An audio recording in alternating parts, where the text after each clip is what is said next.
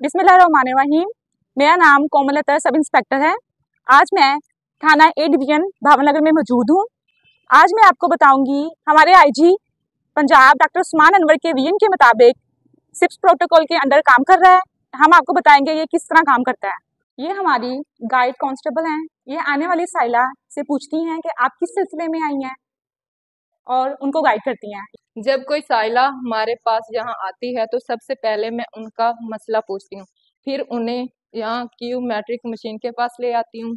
उनके मसले के मुताबिक उनका यहाँ से टोकन लेती हूँ और फिर उन्हें यहाँ वेटिंग एरिया में लेके आती हूँ और ये है हमारा वेटिंग एरिया। फिर उन्हें पानी दिया जाता है और अगर कोई मुतासरा हो तो उन्हें चाय भी दी जाती है। फिर उनको टोकन नंबर की बारी पे फ्रंट डेस्क स्टाफ के पास ले जाया जाता है, वहाँ उनका मसला बताया जाता है। और जैसे ही साइलिन को हमारे पास गाइड कांस्टेबल आती है तो उनकी शिकायत और उनकी दरख्वास्त को देखते हुए हम ई टैग लगाते हैं। अगर साइलिन में आने वाली खवातीन हो तो उनको वीएसओ विक्टिम सपोर्ट ऑफिसर्स उनको डील करती हैं।